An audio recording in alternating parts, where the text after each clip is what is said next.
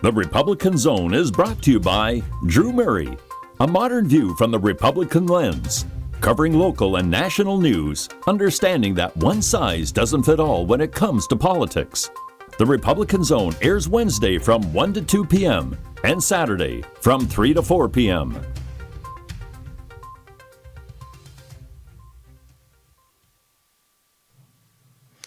Good afternoon. You are listening to USALA Radio. My name is Drew Murray, and I am host of the Republican Zone. Those of you who are watching us on Facebook or YouTube will see that I have a number of guests in the studio. So what I tried to put together today is a debate of the Republican City Council at large candidates. There are five. Now, unfortunately, I could not get all five in the room. It is tough to get everyone scheduled together. So unfortunately, Councilman Al Taubenberger and Dan Tinney were not able to attend, but I do have my friends Matt Wolf, Bill Heaney, and Councilman David O here. So welcome, guys. Thank you so much for coming. Glad to be here. Happy to be here. I know how difficult it is to schedule a campaign, especially I think all of you still have full-time jobs. I know Councilman O has a full-time job, Bill is a business owner, and Matt is an attorney. I assume they're still practicing. So when you run a campaign, it is a full-time job. So when you have a full-time job along with the campaign, you have two full-time jobs. So I really appreciate you guys coming here. So this will be a debate. And the format will do. The candidates know this format, but I'll let everyone out in Radio Land know. We're going to start off. Each candidate is going to have a 2 to 3 minute introduction. You don't have to take all 2 to 3 minutes. And then we'll go right into a Q&A. And what I will do for the Q&A, we'll start to the left. So what I'll do is Matt Wolf will answer the first question first, and then it will be Bill Heaney, and then it will be David O. Those of you watching at home, I think you can probably only see our faces. So that is how we are sitting in the room. That way, each candidate is going to have an opportunity to answer a question first, answer a question second, and answer a question third. If there is any need for a rebuttal of any kind, each candidate will have 1 minute. My guess is most questions there won't be much of a rebuttal, but we will be allowed a rebuttal for 1 minute, and then after the questions have been asked, at the end, each candidate will have 1 to 2 minutes to kind of summarize their views and to summarize their campaign. Let anybody know if there's any events that you'll be attending, and let people know if there are any fundraisers you'll be having. So let's start off with an introduction from each of the candidates. I will start with Matt Wolf.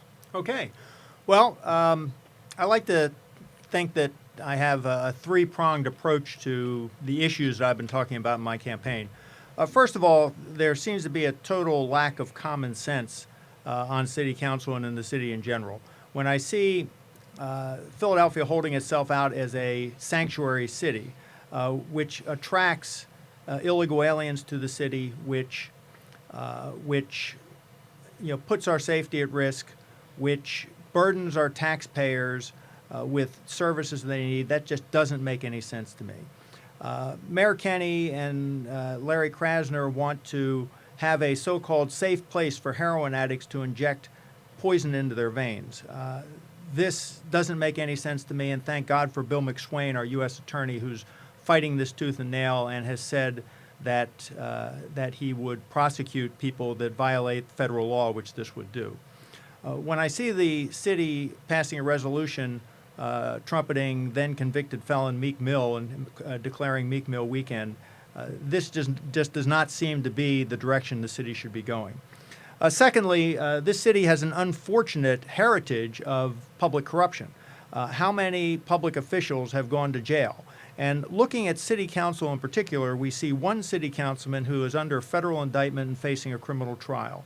We have another city councilman for whom, Kenyatta Johnson, for whom we are paying his legal bills because he's under FBI investigation.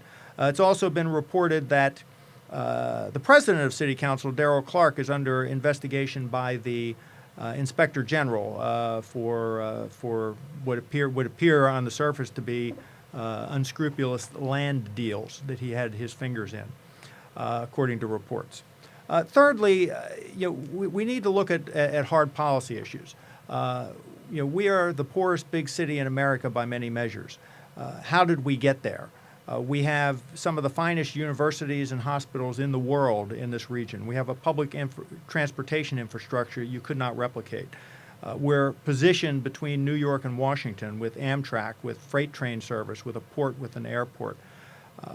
We are the poorest big city in America because of deliberate decisions made over generations in City Hall that time and time again drive jobs, businesses, and opportunity out of our city.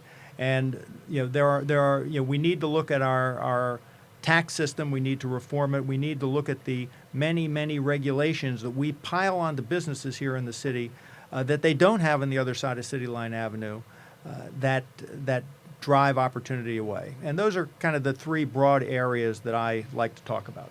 All right, thanks, Matt. You were literally just under that 3-minute mark. What I should have said, I'm sorry. I'll give you guys a 1 minute during the introduction and even during the Q&A. I'll give you the number one sign as a We're going to pay attention to tell you that I know to tell you, and it will not be my middle finger. It'll be the number one sign saying that you have 1 minute left. So thanks, Matt. And next to give an introduction to his campaign is my friend Bill Heaney. Hi, my name's Bill Heaney. I'm a son of a Philadelphia police lieutenant. My mother was a Catholic school teacher's aide at St. Martin Tours High School. I was born in a Nicetown area, the city of Philadelphia, and I moved up to the Somerville area. I'm a father of 3 children. I've been married 36 years, and I'm a 36-year career businessman in the city, so I think I bring that to the table. I was the president of the Ancient Water Hibernians for 4 years in Northeast Philadelphia and the vice president for 12 before that. So that's where I learned my charitable aspect of life and how to give back a little bit to the community. I think that I want to thank Drew for having us here today. My only problem is that we're all busy people. Matt's an attorney, David's a sitting city councilman, and I'm a businessman that's trying to run a business. But I took time away to make sure I was here so we could discuss our ideas in front of the people of the city of Philadelphia.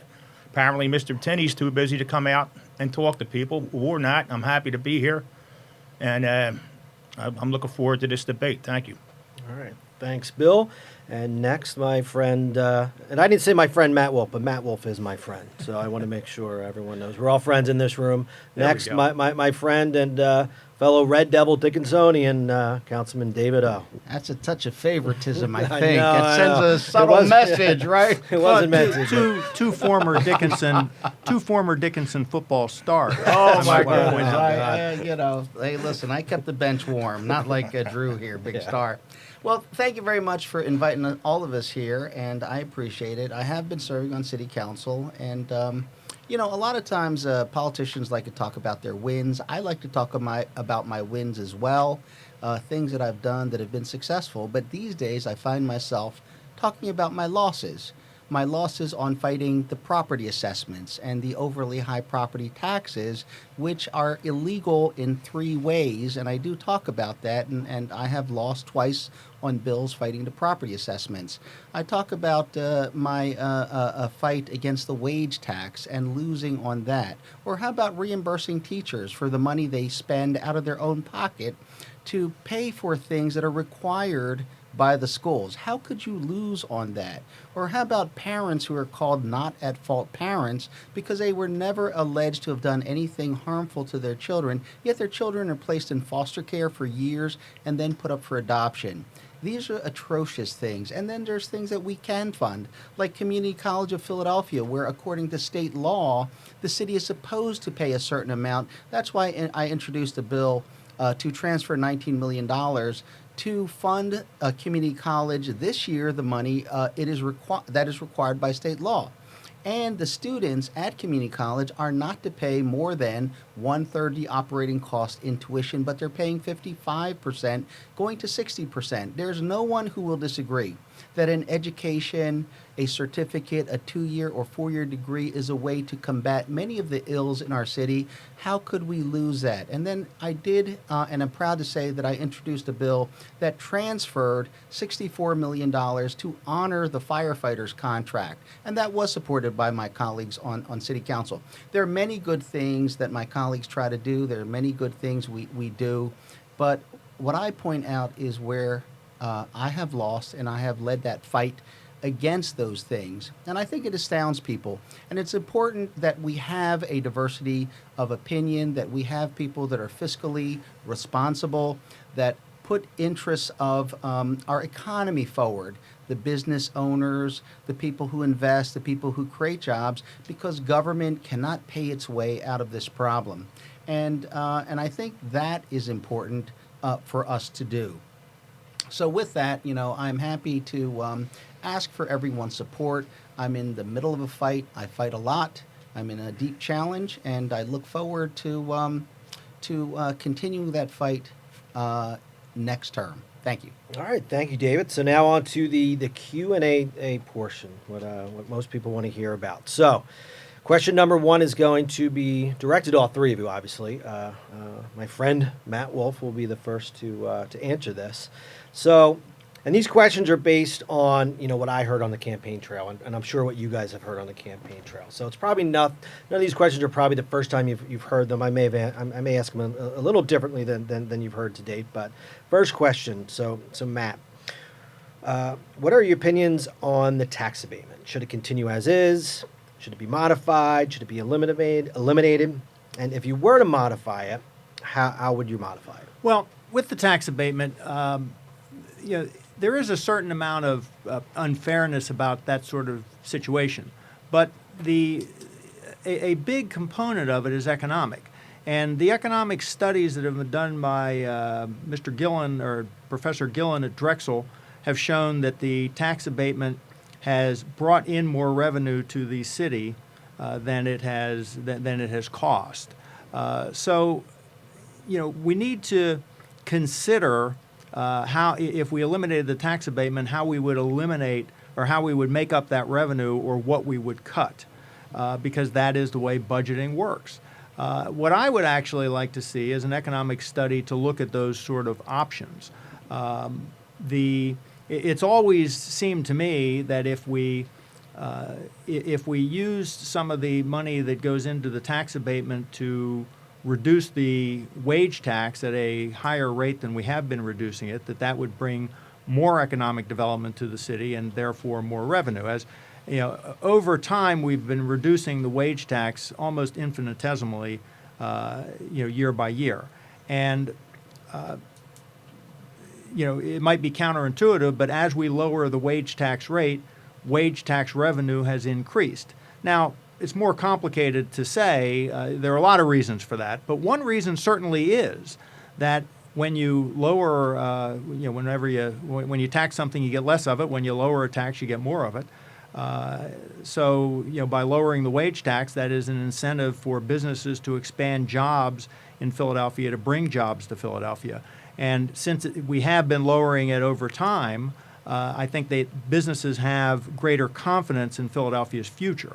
So these are all good things, and I think that we should study the pros and cons of the tax abatement, but until somebody shows me that we're actually going to save money, I'd be very reluctant to move it around.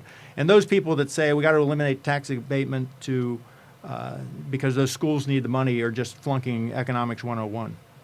All right, thanks, Matt. So, same question to my friend Bill Heaney. What are your thoughts on the tax abatement? Joe, I think it has to be modified in the way it is now. That you have people who live out of town coming in and using the tax abatement to buy the property. I also think that when they rent, the minute they stop living in that property, the tax abatement should go away. They resell the property; it doesn't get grandfathered in. Because situations change in neighborhoods. I understand that it comes from good theory because you're bringing people back into the city and you're increasing your tax base. But when you have out-of-towners buying the house, renting it out to people, and still taking advantage of the tax abatement, I think that's ridiculous.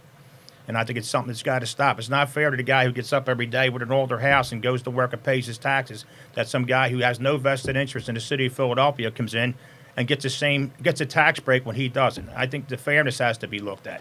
But all in all, I think it's a good program if it's run properly, and there's no situation where some guy does. If you take advantage of that tax abatement, you have to live in the property, and that's where I'm at on that. All right, thanks, Bill. So, same question, David O.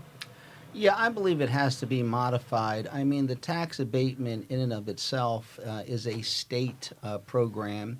that really was created to encourage development and investment in areas where there was none, and therefore it's an incentive. However, it applies to the entire city of Philadelphia, and many of the areas it applied to have actually received development and investment, which has been good. But now those areas are hot property areas, and they don't need the incentive. So I would like to see that it is used for its original purpose, which is to really encourage investment and development and building in poor neighborhoods, which are typically high crime areas. There is some need to use it selectively for certain types of projects, and the end result has been that it has encouraged construction. And that has had some positive effects on our economy as well. Certain types of very large projects, which it was never intended for, but we've been the beneficiaries of that. Some of the fallout, however, has been a generally higher cost of construction because of the 10-year tax abatement, which is now part of the Philadelphia construction scene, and ultimately a misuse of the property assessment. Which by law, properties adjacent or near to an abated property should not be valued at a higher rate until the end of the 10 years. And the city just assesses improperly, and I would say, and have argued and put in bills, that it's done illegally.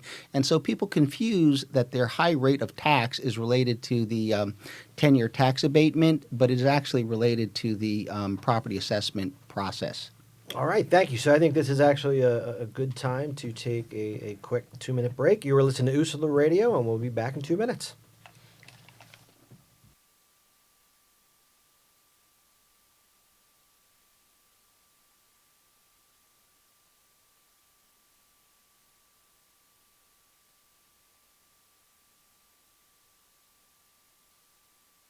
I came out in the 11th grade. Nobody was embracing you. The kids were cruel. It was very difficult to be gay. Not completing high school is more of a social thing than it was an academic thing. And even though all these years have passed, I still had that longing to have my diploma. I have a mentor, Maria, and she convinced me to continue my education. She just never judges. She's a true role model. From the depths of my heart, I thank you, Maria, for being a friend and a beautiful person. No one receives a diploma alone, and I'm honored to share this moment with you. Thank you. If you're even considering getting your high school diploma, go get it. You can do it.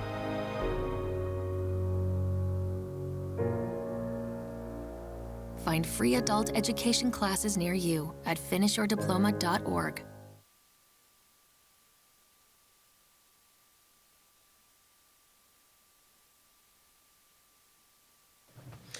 Welcome back. You are listening to Usula Radio. My name is Drew Murray, and you are listening to the Republican Zone. I am here with all of my friends, Matt Ward, Bill Heaney, and Councilman David O. We're going to move along to our next question. Actually, no. Should I ask first? Is there any other thoughts on tax abatement? I'm going to call it a rebuttal, but are there any other additional comments anyone would like to make on the tax abatement? All right, great.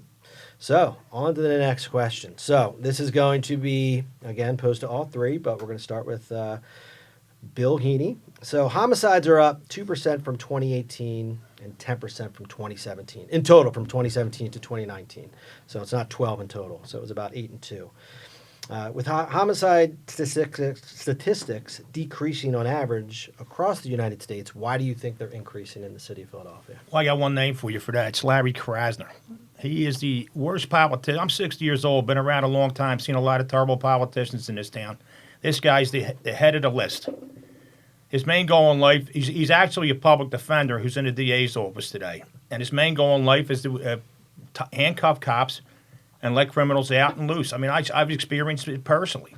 I've known a guy. I've known some of his actions. I know he lied to Maureen Faulkner when he said he wouldn't go after. He wouldn't let Mamiya appeal his conviction, and then he lets him do it. I mean, this woman's been through hell for 38 years, and now this guy's going to make it worse. At the time, she agreed to stop fighting for the death penalty if he got life in prison, and this guy pulls the rug right out from under that. He's a coward, and he's controlled by special interest anarchists in this town. Let's call them what they are. He also lied to the Wilson family when he said they're going to have a victim impact statement when Sergeant Wilson was killed in that store at 22nd Lehigh. Where's the compassion for the victims in this town? It's gone. Criminals are emboldened to go out and commit heinous crimes all over the city, and it's getting worse. And you mentioned our murder rate being up 2 years in a row. Let's hold this guy accountable. And when Bill Heaney goes to city council, Mark, take this down. I'm going to hold him accountable because I don't hear anything coming out of City Hall right now. I mean, I go up to the FOP and everybody's throwing red meat to the lions. We got to do something about this guy, but I don't hear it in city council chambers. I've never heard it. He's got to be held accountable. We got to fight for Maureen Faulkner's and Danny Faulkner's legacy. We got to fight for the Wilson family, and we got to fight for every police officer that this creep is going after and trying to handcuff them and do their jobs. You want a strong city? If you don't have a supportive police department, crime goes through the roof. It's historically proven everywhere this liberal nonsense has been tried. So let's call it what it is. It's anarchy, and he's in bed with them. All right, thanks, Bill. So next, same question, Councilman David O. Well, I think the reason that the homicide rate is up, and it's not just the homicide rate. I mean, every time someone is shot at or stabbed or anything like that, that's a potential homicide. We're only counting the actual deaths. And thanks to emergency medicine, people who would otherwise be dead are not dead. So I think, we really have to look at the violent crime rate in our city. We find it primarily in areas where especially young people are looking at joblessness.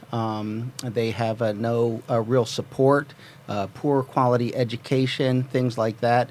And coupled with that is the rising cost of living in Philadelphia, while at the same time, their homes oftentimes are being put up for sheriff's sale because the folks in there cannot afford to pay the high rate of property taxes, which they call a gentrification problem, great resentment, and ultimately young people having disputes and then hearing about the other they're taking preemptive measures in shooting first. We have all these types of problems, and simultaneously, we have a demoralized police department because they feel that they are not supported, that they are not backed up, that they're put under great scrutiny.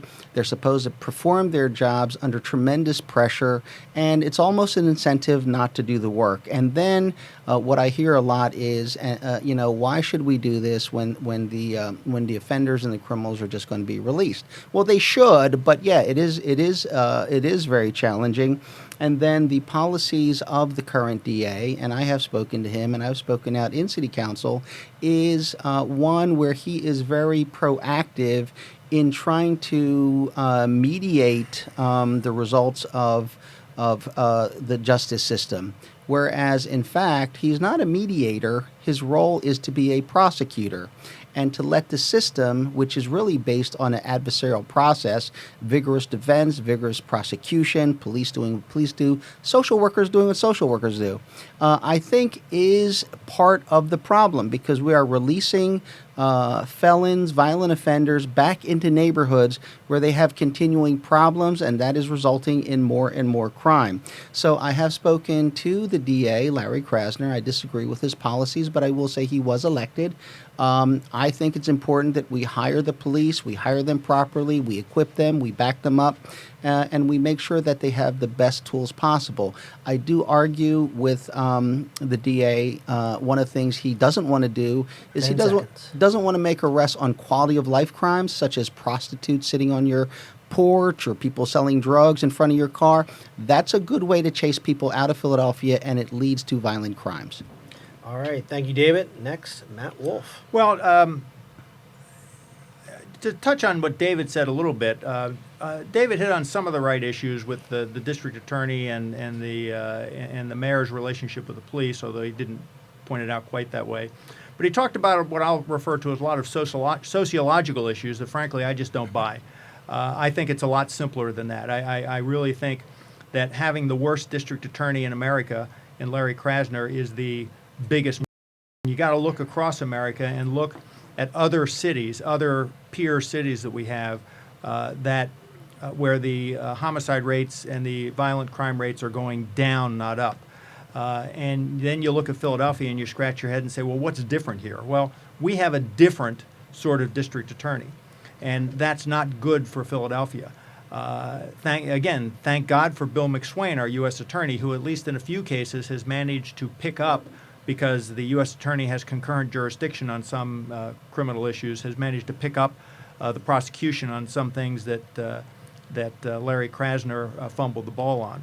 But I also think you need to, it's been touched on that the police feel demoralized, and that's what I feel when I've been up at the FOP, when I've dealt with police officers, and they really feel that Mayor Kenney doesn't have their back. And you know what? They're right. Mayor Kenney doesn't have their back. And I think that we have a great police force. We really do, and they want to do the best job that they can. But it's problematic for them right now with the two Ks in leadership, Kenney and Krasner, and elections have consequences. And let me get a plug for Billy Ciangelini in here. Billy Ciangelini is running against Mayor Kenney. Billy Ciangelini is right on all the issues. He's having a little trouble getting his message out because the campaigns are expensive, as the three of us know. But Billy Ciangelini would be a great mayor, far better than the alternative.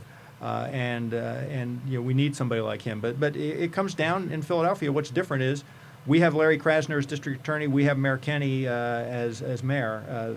That's our problem. That's why we and not other cities see an escalating crime rate rather than a declining crime rate. All right, thanks, Matt. So any other thoughts on this topic? Any rebuttal needed? From Drew, I just want to go back to something David said about poverty being a part of the problem with the murder rate. I've known a lot of poor people in my life. I've known folks that were out of work, and they don't just go out and be killed because of that. The problem we're having today with a double-digit increase in the murder rate is a lack of respect for police. It's the relationship with the district attorney. I mean, you get a guy in Nicetown a couple months ago. He was calling Larry Krasner Uncle Larry. I mean, what kind of could you imagine Lynn Abraham being the DA today? She would have thrown him right out and told the cops go and throw him right out in the street, and that would have been the end of it. But we got to play lick and act like we're a bunch of cowards, and that's what happens. And the police department feels that. They feel the pressure on their back not to do what they're paid and trained to do. Bill, isn't it amazing that we have a district attorney that makes us look back fondly on Seth Williams, who's in jail now? I'll tell you what. This guy's the best thing ever happened to Seth Williams, because Seth Williams is no longer the worst DA we ever had. All right, any other thoughts? Yeah, I'll just chime in. Listen, I will say, that I think one of the things that Republicans really offer Philadelphia is a solution to the economic woes of this city, because we're very much focused on a robust economy, increasing jobs, increasing investment and growth. So one of the things, whether people agree or not, is that the poor nature of the economy, the loss of jobs, the loss of employers, the loss of opportunity is, in my mind, one of the big contributing factors to increasing violence and other problems. However, I do think that the idea that there's endless revenues, endless tax dollars, and that you could basically tax your way out of poverty and crime is one of the reasons why Republicans offer the idea of fiscal responsibility and economic growth, which I do think is very important to addressing crime. Okay, I think you got 20 seconds, Bill. Every problem David just brought up, it sits in the lap of city council and the mayor today. Every problem's a city issue, and nothing's getting better. That's my point. Let's get some new blood in there, change things around. Let's see if we can make things better for the citizens of Philadelphia, because we're hurting, folks. This city's hurting, and it shouldn't be. I certainly agree with that sentiment. Thank you. All right, so now on to the next question. This will, again, pose to all three. We'll start with David O. So, big topic on the campaign trail is the soda tax. So, assuming you're opposed to the soda tax, and if that's not accurate, let me know. I'm basing it on memory from when I was on the campaign trail. What are your thoughts about the programs the soda tax funds, specifically Universal Pre-K and Parks and Recreation, the Rebuild program? If you are in favor of one or both of those, how would you fund those programs going forward if it's not the soda tax? David? All right. So actually, I was a leading opponent of the soda tax. I actually presented the day of the vote graphs and other things that showed that we had the money in the budget, that we did not have to have a soda tax, which is just an additional tax on top of a tax. People who drink soda do not contribute in any way, particularly to the need for pre-K or recreation centers or things like that. Those are just kind of like universal things in general. And so the end result was a tax upon people who were not mobile, who couldn't get their sodas from other places. And I thought it was an unnecessary tax. In terms of universal pre-K, it's not universal. It's a particular pre-K. It's not open for everyone. And again, saying that you can pay for everything is an illusion, in my opinion. And here's proof once again that universal pre-K is not universal. In terms of parks and recreation, yeah, it is good to rebuild them. I think there's issues of priorities. I really was more interested in K through 4. That's something we were working on, improving the quality of education, doing things that would help create jobs and those type of things, fighting crime. But I don't have a problem with pre-K. Many people like it. I don't think we need a soda tax for it, nor do I think we need a soda tax to pay for the Parks and Rec rebuild program. How I would pay for them if we were to go in that direction is that we already have more money in the budget than we anticipated. There's probably, the fund balance is over $300 million, and there's likely an additional $200 million or more of unidentified over appropriations in the budget. So that's about $500 million that has not been identified in terms of what it's going to be used for. So if people really think this is important, then use the money that's in the budget. All right. Thank you, David. Matt Wolf. Okay, number one, clearly against the soda tax. In fact, again, the Inquirer was in favor of the soda tax, yet they, to their credit, they published an op-ed that I wrote opposing it before it was passed. And everything I said in that op-ed came true. It has indeed chased jobs out of the city. I actually had my formal announcement on Haverford Avenue in West Philadelphia in front of the ShopRite that is now out of business, but it was a great visual. I was standing under this huge sign that said store closing March 19th because of Philadelphia beverage tax. Now, you talk about the programs. Number one, let me just take issue with that. Because, not one penny of money from the soda tax went to any segregated fund for any program. It all got dumped into the general fund, and it was more than they allocated for the programs you mentioned. Let's talk about universal pre-K. Universal pre-K is certainly a direction that we need to go. Public education is a key municipal function that we need to fulfill, and this is one way to do it. They are fumbling the ball on that program now. Number two, the rebuild program, as they like to call it, which is to do capital improvements to our rec centers, playgrounds, libraries, things like that. Absolutely something we need to do. If we're city has to maintain these sort of facilities. But again, the rebuild program is mishandled. They passed a city charter amendment, which I again opposed. That was the best value method. So no longer is the city going to take the lowest responsible bidder. They can monkey around with it, and we've seen them monkeying around with these things already. Also, the rebuild program incredibly said that there were going to be nonprofits who were going to be the construction managers for these projects. Really? Nonprofits don't manage construction projects. That's not the way you go about it.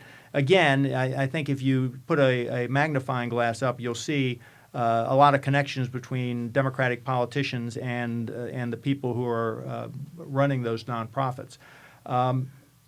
We have a spending problem in the city, and if we want to spend money on those programs, and I'm for those programs, there are areas to cut. Every penny that the city spends on economic development is generally squandered, and that's really at every level of government. When the federal government tries to pick winners and losers, when the state government tries to pick winners and losers, and especially when the city government does, they waste money. Number two, we can't solve everybody's problem. We have so many programs in the city. Give me a red pen. Most of those programs end up benefiting more the people that are running the programs 10 than the people seconds. they intend to help. And that's where we need to be looking if we want to fund programs like universal pre-K and rebuilding our capital infrastructure.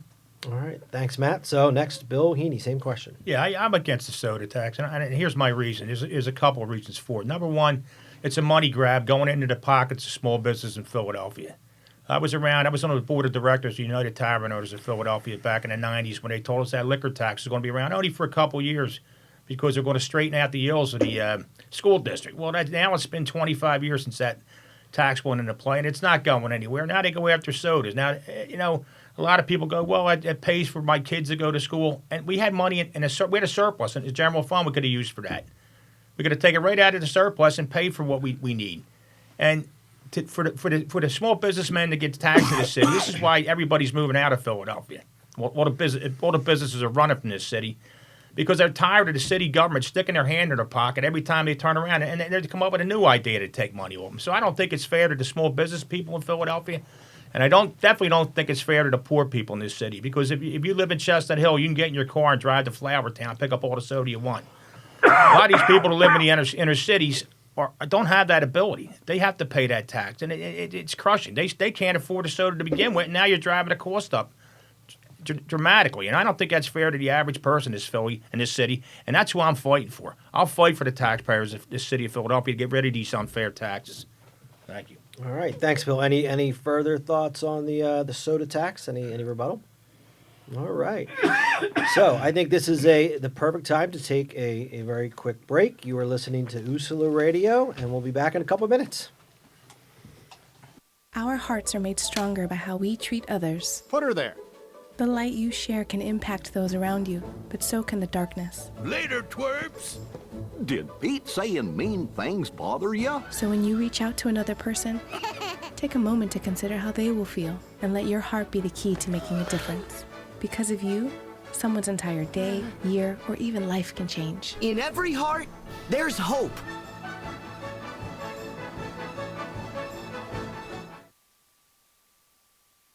$150 over $90. 180 over 111. 160 over 110. I had a stroke. This is what high blood pressure looks like. You might not feel its symptoms, but the results from a stroke are far from invisible or silent. If you've come off your treatment plan, get back on it or talk with your doctor to create an exercise, diet, and medication plan that works for you. Go to loweryourhbp.org. If I would have followed a treatment plan, I would not be in this situation.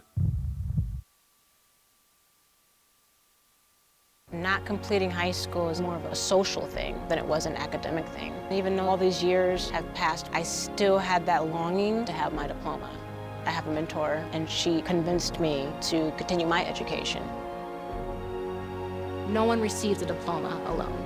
If you're even considering getting your high school diploma, go get it. You can do it. Find free adult education classes near you at finishyourdiploma.org.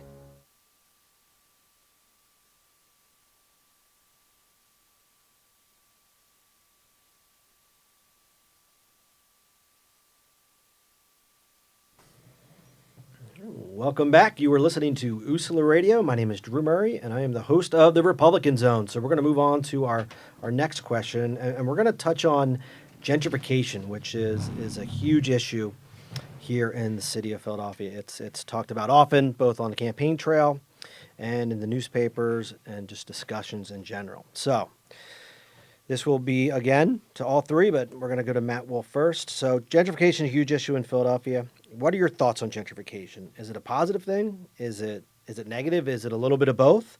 If it is negative, what can be done to minimize the negative impacts of gentrification? Well, of course it's both. And it's an unfortunate term that has come into the culture. What we're looking at is economic development. It is good for Philadelphia if property values are rising. It's good for individual property owners if their property values are rising. There's normally a ripple effect, as we've seen. One neighborhood. I like to say that my my wife's parents grew up in Kensington, and my wife relays that her mother used to refer to an uncouth woman as a Fishtown housewife.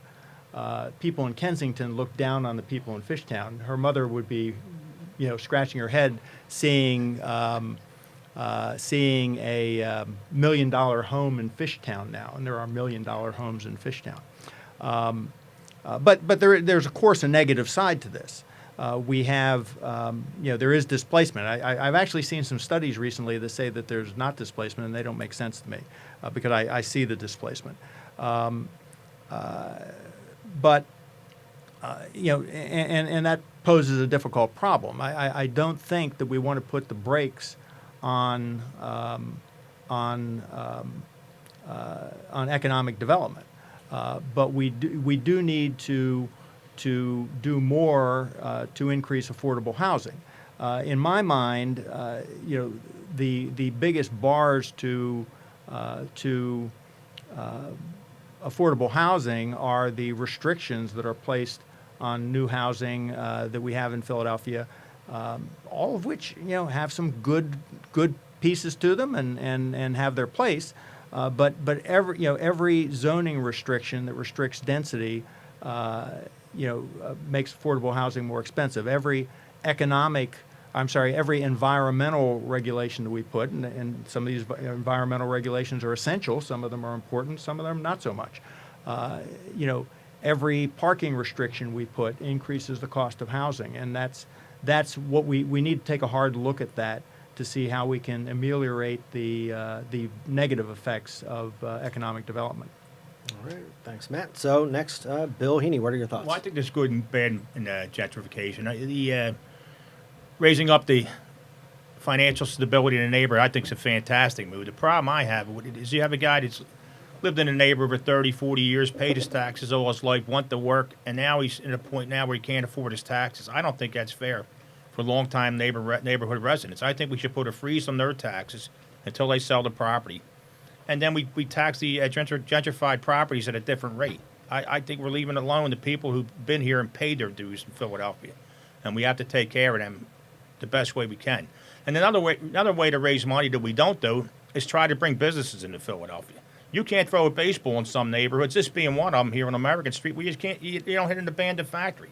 Let's get them factories humming again. This is happening all over the country. Philadelphia is the most impoverished city in this country, and we're missing a boat. Detroit's bringing back their auto industry. We have so much industry here and buildings we could put factories in and bring back the manufacturing sector to Philadelphia. But I don't know if these people running this city don't believe it can happen. I believe it can happen. I think we can take Philadelphia back where it was, a textile mecca. That's not happening now, and nobody's trying to make it better. And that's one of the things I'm going to fight for. Let's get businesses to start looking at Philadelphia as attractive again, restructure our tax base to give them a reason to come back here, and work to make Philadelphia the best city it was when it was back in the day. And better days ahead when we get elected and start that to happening. All right. Thanks, Bill. David O.? Well, gentrification means different things to different people. It's really put in a negative connotation as we're talking about it. And so if you take the fact that the median household income in Philadelphia is about $40,000. And so working people cannot afford new housing in this city, and many times even for apartments and things like that, because of all the things that is happening, most of the housing is like very, very expensive. And so what happens is, rather than have a process of transforming communities so that they fit the people who live here, we have a process of transitioning the population in those communities because they're being outpriced. And that is a very bad thing to happen all over our city. So while we do want growth and revitalization of poor communities, we want to be able to make sure that people can who live here can benefit from the positive changes. As I said, I think one of the first problems we have is OPA, Office of Property Assessment, which is improperly and illegally and inaccurately overly assessing people's homes, and doing so when they are not allowed to because of the 10-year tax abatement requires that they do not assess a property until the abatement period is done. If they're truly going to get that much money for their homes, there's not much I could do about this. If you have a $120,000 home that you could really get $475,000 for, okay, you could get the money. But if you have a $120,000 home and no one is going to give you that money, but you have to pay the taxes on it, that's what's pushing people out. In terms of the fact that we have high-end jobs, we also, and what I primarily work on in City Council, is jobs for people without a college degree. And there are ways we can do that. And I have introduced bills, for example, incentives for employers that hire 1,000 people or more, 500 being what we call low-skill jobs, good wages. And people ask me, well, why do you have to create an incentive? Because Philadelphia taxes are high, they're complicated, and they're unstable. And that's one of the things that happens when people kind of create their pet projects and not look within the environment creating the jobs itself. We create a better environment. That's what we can do on City Council rather than try to spend and put money into people's pockets, which actually discourages the environment and causes people to lose their jobs. All right. Thank you, David. Any other further comments? All right, great. So we're going to move on to our next question in order to complete on time. This is going to be our last question, and we're going to only have 90 seconds each. So I'm not even going to give you a 1-minute warning. It's 90 seconds. So here is the next question, and this will be first to Bill Heaney. Proponents of the city's sanctuary city policy state the distrust of the police by the immigration community as one of the main reasons for the policy. Assuming you're against the sanctuary city policy, and again, if you're not, just please feel free to correct me, what can be done to bridge the lack of trust between the immigration community and the Philadelphia Police Department? Well, I'll be quite frank with that. We have laws we have to follow. There's some laws in the city and the state and the federal government I don't agree with. I mean, there's many laws I don't agree with, but if I get elected, I have to uphold the laws of the city of Philadelphia and the Constitution of the United States. These people are here, in my opinion, illegally. And when we have a mayor that asks the police department not to cooperate with ICE, we're walking down a slippery slope there. Because when you have one law enforcement agency not talking to another one, that's a disaster coming right at you. And I think the mayor proposing that, and I don't know what happened to the guy. I thought he was a decent city councilman when he was in the middle of the road. But he went so far left, man. I don't know where his head's at.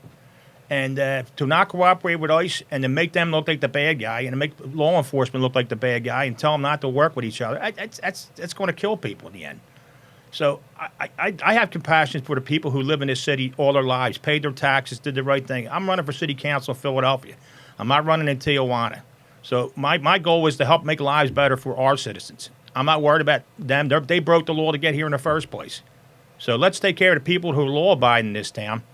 And let's stop worrying about who's violating federal law and prosecute them, arrest them, and have them taken in front of immigration court.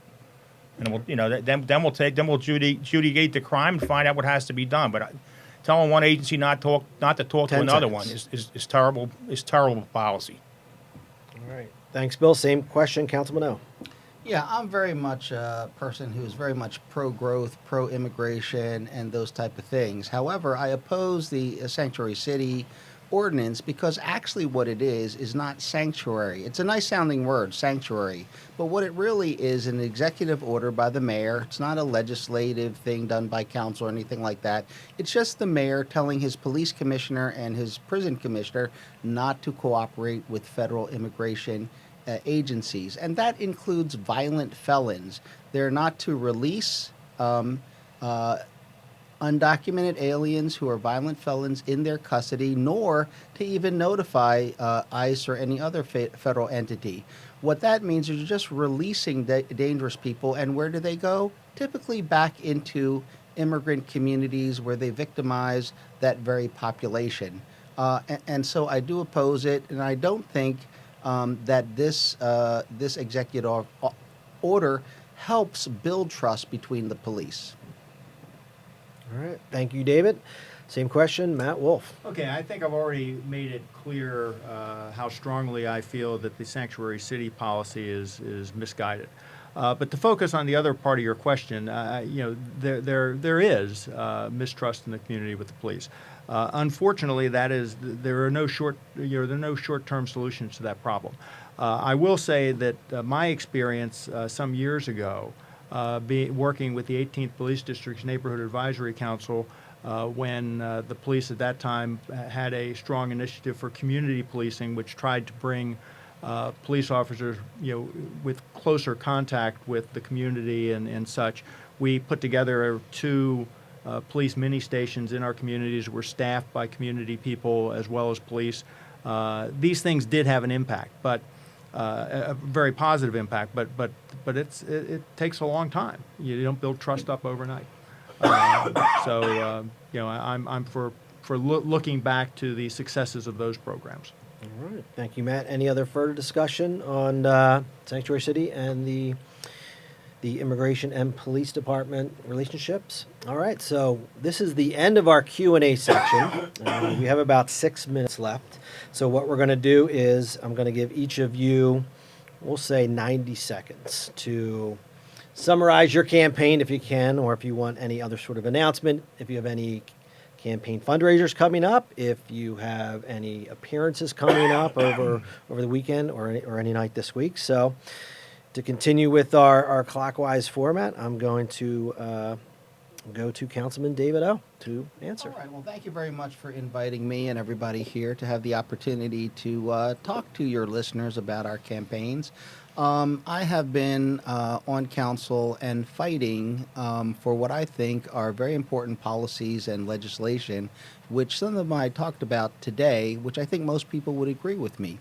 We need to really look at the basic responsibilities of city government, ensure that we are building healthy communities by ensuring that we have jobs and opportunities for people in our city, that we have good schools, that they're equitable and fair, that every neighborhood, despite or in spite of whatever section they're in or what their makeup, has the very best assets and attributes related to their communities. I think there are very different opinions on city council. That is the nature of democracy, but it's important for me to fight against what I think are policies and laws that are actually harmful, maybe well-intended, and that's what I do. I think one of the things that I do that is important as well is challenge the status quo and hold city government accountable to the people. And with that, I'd like your continued support. Thank you. All right. Thank you, David. So next, Matt Wolf. Okay. First of all, I'd like to just bring up an issue that we haven't talked about that I think is important. I'm strongly in favor of term limits. I think that it enables us to bring new ideas onto to any government body. I think we need term limits at every level of government. I think new, fresh ideas are important. I also think it makes it more difficult to build the sort of political dynasties and organizations that I think so often hurt our government. And I've committed not just to support term limits, but to term limit myself. If I get elected, I will not run for re-election.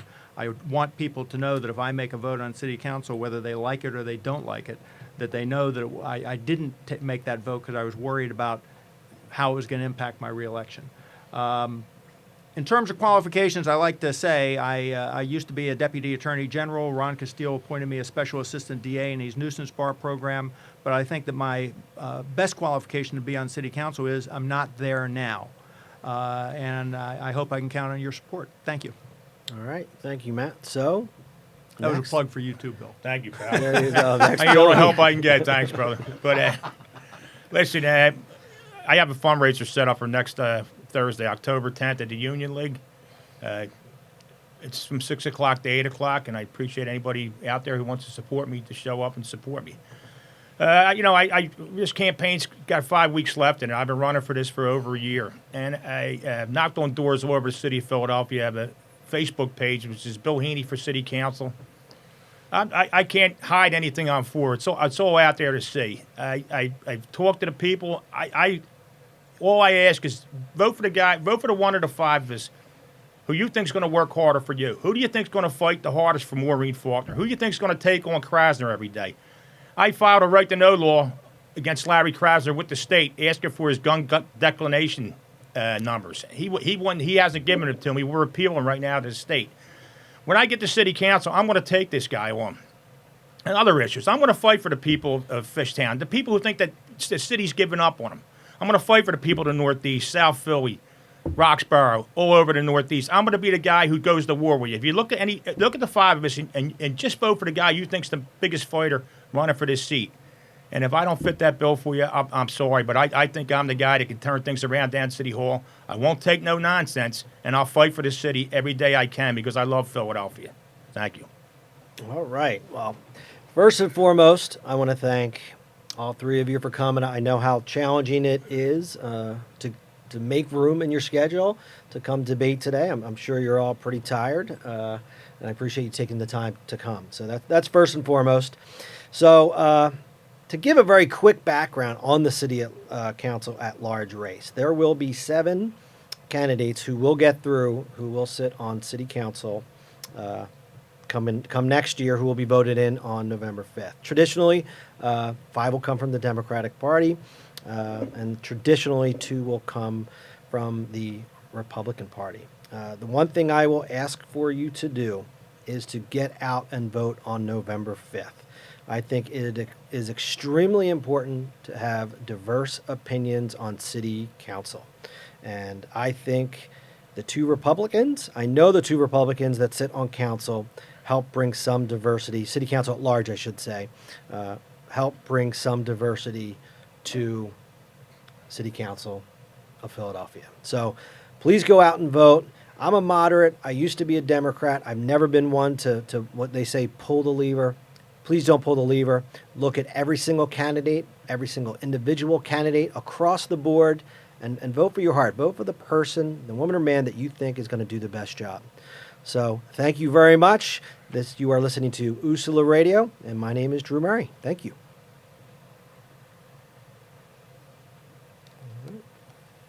All right.